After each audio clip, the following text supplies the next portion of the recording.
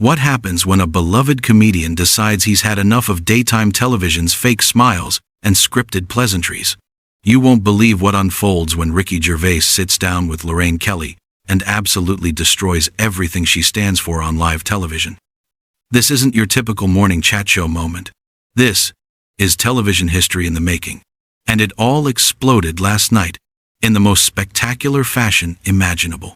Before we get into this incredible story, make sure you hit that subscribe button and drop a comment below, because you're not going to believe what unfolds when these two television personalities go head-to-head in what can only be described as the most brutal confrontation daytime TV has ever witnessed. The atmosphere in the studio was already thick with tension before Gervais even stepped onto the set. Behind the scenes, production staff were whispering about how the comedian had been increasingly vocal about his disdain for what he called soulless morning television in recent interviews. Lorraine Kelly, ever the professional, had prepared her usual warm welcome, but those who know Gervais understood that his appearance was never going to be just another promotional chat about his latest project. As the cameras rolled and that familiar theme music played, Lorraine beamed her trademark smile toward the camera, completely unaware that she was about to face the most challenging guest of her entire career. "Now then," she began in her Scottish lilt, "we're absolutely delighted to be joined by the wonderfully talented Ricky Gervais." The comedian walked onto the set with that familiar smirk playing across his face, the one that regular viewers of his stand-up know means trouble is brewing. From the very moment Gervais settled into that bright orange chair, something felt different. While Lorraine launched into her prepared introduction about his upcoming tour dates and Netflix specials, Gervais sat silently, his eyes scanning the studio with obvious disdain. The fake plants, the overly cheerful set design, the production assistants frantically signaling from behind the cameras, everything seemed to be feeding into his growing irritation. "So, Ricky," Lorraine continued, her voice dripping with that practiced morning television enthusiasm, "tell us about this exciting new project you're working on. I'm sure our viewers are just dying to hear all about it." She leaned forward slightly, maintaining that professional smile that had served her so well over decades of broadcasting. Gervais tilted his head, studying her for a moment before responding. "You know what, Lorraine? I've got to ask, do you actually care about any of this shit?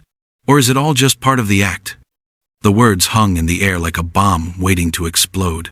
The studio audience shifted uncomfortably in their seats, unsure whether to laugh or gasp. Lorraine's smile flickered for just a moment before snapping back into place. "Oh, well, of course I care, Ricky. That's what we do here. We celebrate people's achievements and share their stories with our wonderful audience." Her voice carried just a hint of defensiveness, though she tried to mask it with her usual warmth. Right, Gervais nodded sarcastically. "Because nothing says genuine interest like reading questions off a card that some 20-something intern wrote for you 5 minutes before we went live." He gestured toward the prompt cards that Lorraine had placed discreetly beside her chair. "Tell me, when was the last time you had an actual conversation with someone on this show? Not an interview, not a promotional segment, an actual human conversation." The camera operators were having a field day, switching between wide shots of the increasingly uncomfortable studio audience and tight close-ups of Lorraine's face as her composure began to crack. This wasn't going according to script, and everyone in the building could feel it. "I have genuine conversations with all my guests," Lorraine insisted, her Scottish accent becoming more pronounced as her stress levels rose. "That's what people love about the show. It's real, it's authentic, it's from the heart." She placed her hand over her chest for emphasis, a gesture that looked painfully rehearsed under Gervais's withering stare. "Authentic?" Gervais let out a sharp laugh that echoed through the studio. "Lorraine, with all due respect, there's nothing authentic about any of this. You've got more makeup on than a funeral director's window display. We're sitting on furniture that costs more than most people's cars. And you're asking me questions about projects that your research team probably got wrong anyway." He leaned back in his chair, clearly warming to his theme. The production team behind the cameras was in full panic mode. The show's director was frantically making hand signals, trying to get Lorraine to steer the conversation back to safer territory. But Gervais was just getting started.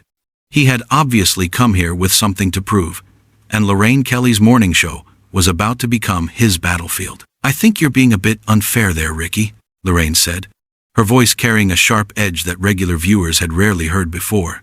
"We work very hard to create a show that brings joy and positivity into people's lives. Not everything has to be cynical and negative." The gloves were starting to come off, and the tension in the studio was becoming palpable. Gervais straightened up in his chair, his expression shifting from amused to genuinely annoyed. "Joy and positivity? Is that what you call this manufactured bullshit? You parade celebrities in here like performing monkeys, ask them the same vapid questions that every other morning show asks, and then act like you're providing some kind of public service." His voice was rising now, and several audience members were visibly squirming. "We provide entertainment," Lorraine shot back, her professional facade finally beginning to crack. "We give people a break from their everyday problems. What's wrong with that?" There was genuine anger creeping into her voice now, and the careful script that had governed their interaction was completely out the window. "You know what really pisses me off about this whole charade?" Gervais continued, his voice dropping to a more dangerous tone. "It's that you sit there pretending to care about mental health awareness and supporting people through difficult times. But the moment someone shows up here who doesn't fit your sanitized little bubble, you can't handle it." He gestured broadly at the studio around them. "This isn't real life, Lorraine. This is a fucking fantasy land where everything's always fine and everyone's always bloody delighted about everything." The color drained from Lorraine's face as she realized this wasn't going to be something she could laugh off or redirect with her usual charm offensive. The studio audience was completely silent now, watching this car crash unfold in real time. Even the camera crew seemed frozen, unsure whether they should keep filming or cut to commercial. "I think you need to calm down," Lorraine said firmly, trying to regain control of her own show. "We're live on television, and there are families watching with their children." Her voice carried the authority of someone who had been doing this job for decades, but Gervais wasn't intimidated in the slightest. "Oh, now you're concerned about the children." Gervais laughed bitterly. "Where was that concern when you had that fitness guru on last month telling overweight teenagers they just needed to believe in themselves to lose weight? Or when you platformed that self-help charlatan who was selling miracle cures to desperate people?" His eyes were blazing now, and it was clear he had come prepared with specific grievances.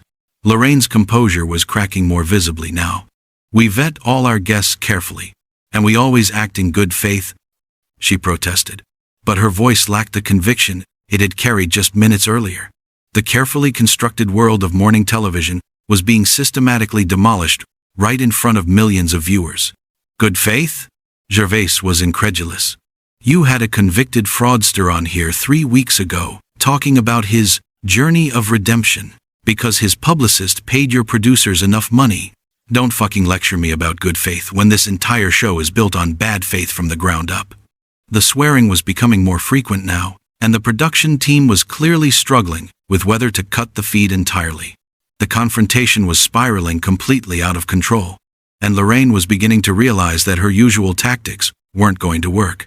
"I don't have to sit here and listen to this," she said, her Scottish accent thickening with anger.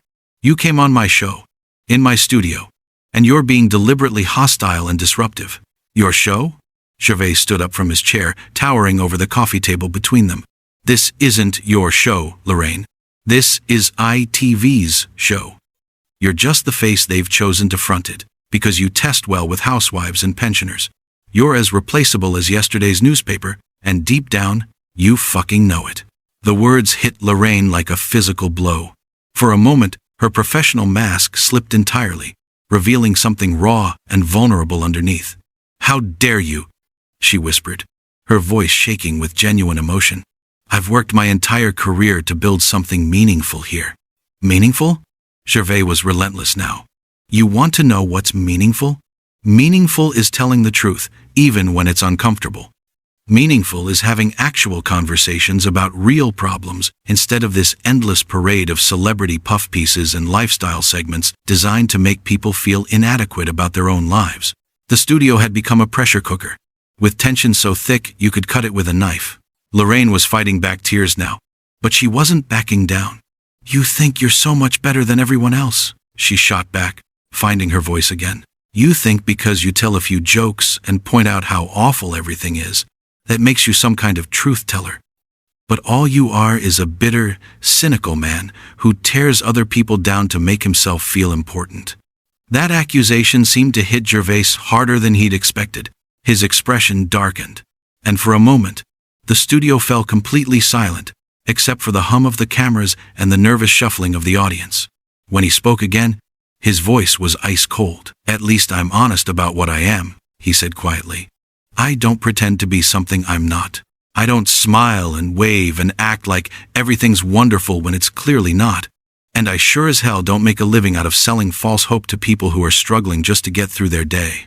Lorraine stood up as well now, matching his aggressive posture. "False hope? Is that what you call it, when we try to show people that there are good things in the world? When we celebrate achievements and share stories that might inspire someone who's going through a difficult time? I call it exploitation," Gervais fired back. "You take people's genuine struggles and turn them into entertainment. You parade cancer survivors and bereaved parents in front of the cameras so your viewers can have a good cry and feel better about themselves. It's emotional pornography, and you're the fucking pimp." The comparison was so brutal and unexpected that it sucked all the air out of the room. Several audience members audibly gasped, and Lorraine looked as though she'd been slapped. The cameras kept rolling, capturing every moment of this unprecedented breakdown in daytime television decorum. Lorraine's face had gone from pale to flushed red with rage. The accusation of being a pimp had crossed a line that couldn't be uncrossed, and now she was operating on pure fury. "Get out," she said, her voice trembling with emotion. "Get out of my studio right now." But Gervais wasn't finished destroying everything in his path. "Oh, now you want me to leave? What happened to all that fake hospitality? What happened to, 'We're absolutely delighted to have you here'?"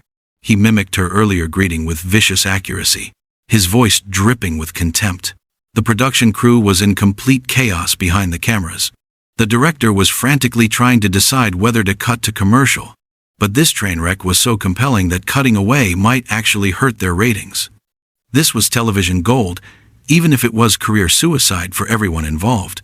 "You're a pathetic excuse for a human being," Lorraine spat, abandoning any pretense of professionalism. "You come into my workplace, insult me, insult my staff, insult everything we've worked to build here, and you think that makes you clever?"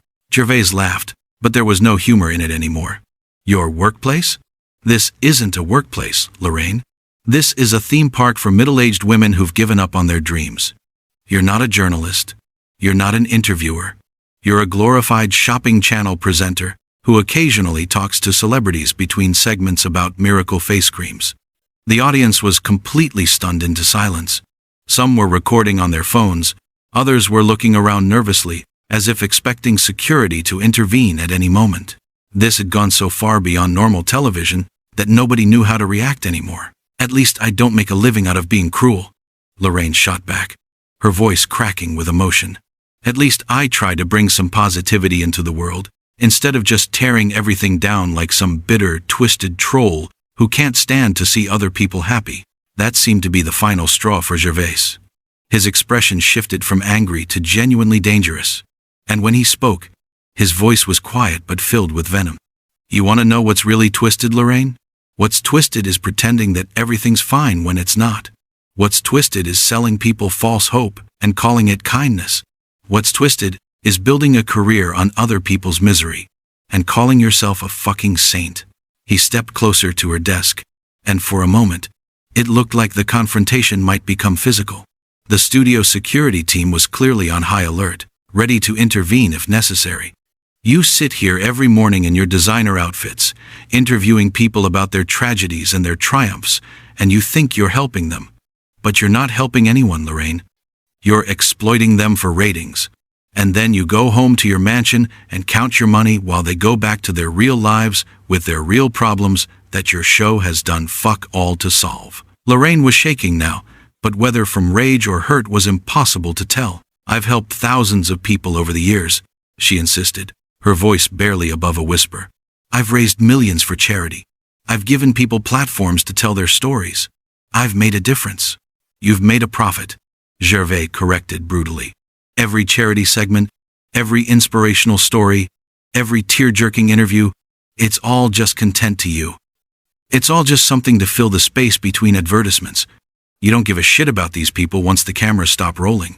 The confrontation had reached its absolute peak, with both participants pushed beyond their breaking points. But what happened next would become the moment that everyone would remember.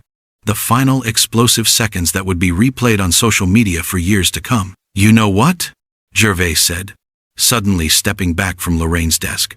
"I'm done with this. I'm done with you. I'm done with this pathetic excuse for a television show. And I'm done pretending that any of this matters."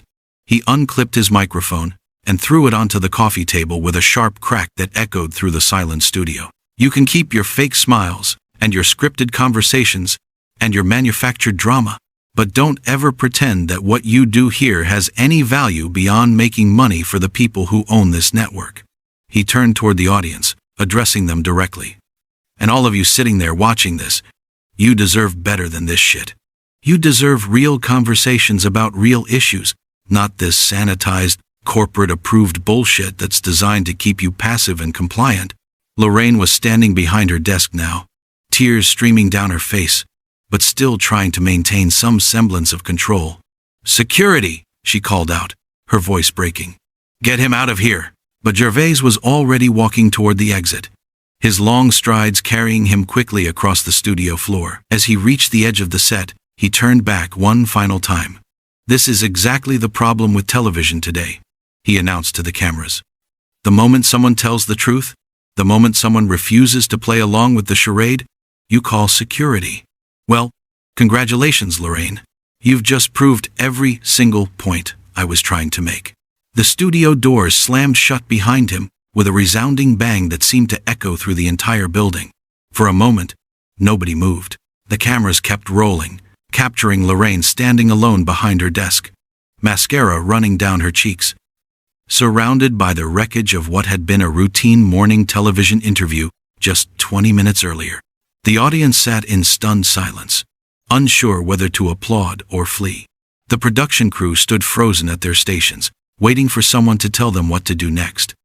And Lorraine Kelly, the queen of morning television, stood in the ruins of her carefully constructed world, finally forced to confront the reality that Ricky Gervais had so brutally exposed.